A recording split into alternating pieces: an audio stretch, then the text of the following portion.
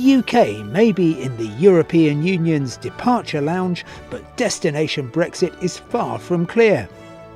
This week's Global Guru is tackling some of the key questions regarding post-Brexit travel between the UK and the EU. We'll be looking at what we know, what we think we know, and what we don't know. Every current British passport carries the words European Union on the front cover. They'll remain valid as British travel documents until they expire, but they'll cease to give automatic right of entry to EU countries. And from October 2019, the colour of British passports will change to blue, which coincidentally is the same as existing Croatian passports. Anybody who is hoping that you might get the good old-fashioned hardcover black passport back, well, I'm afraid you won't. The format is stipulated these days by the International Civil Aviation Organisation. British driving licences with the EU flag will continue to be valid until their expiry date. But, as with passports, once the UK leaves the EU, the European Union power will end.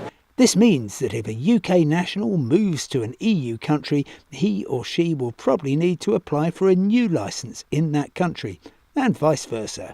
It's not clear what the rules will be for both UK and EU nationals driving in each other's territories. Some say the international driving permit may make a comeback. I think that's a little far-fetched. 3 hours late, you could get cash compensation.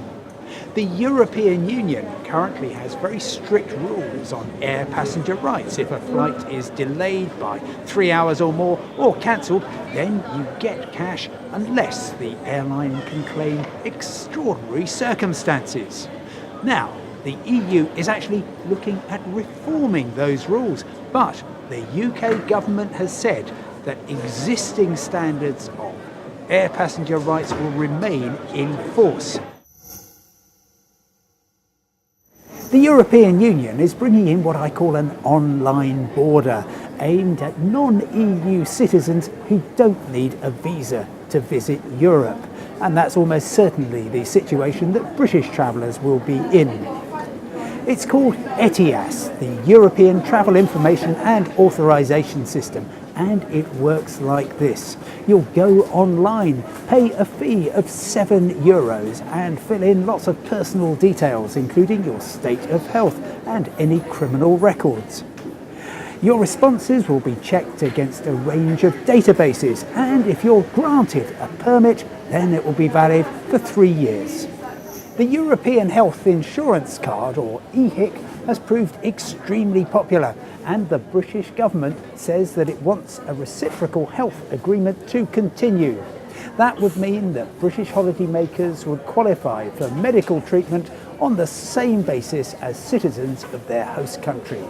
Tax and duty-free shopping for journeys within the European Union ended in the summer of 1999.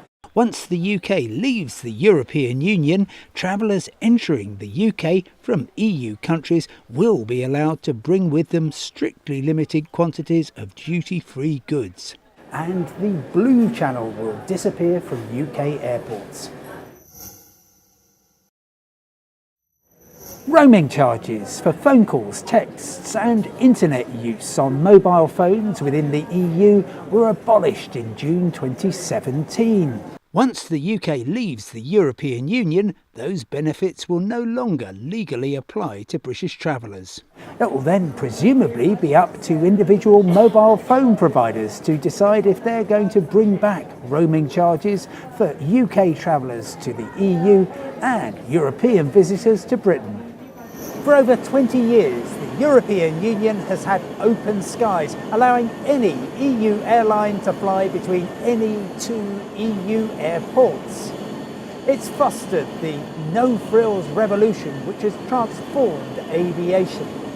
The British government says it wants the same arrangements to continue, which would allow any UK or EU airline to fly to, from or within the UK or the EU.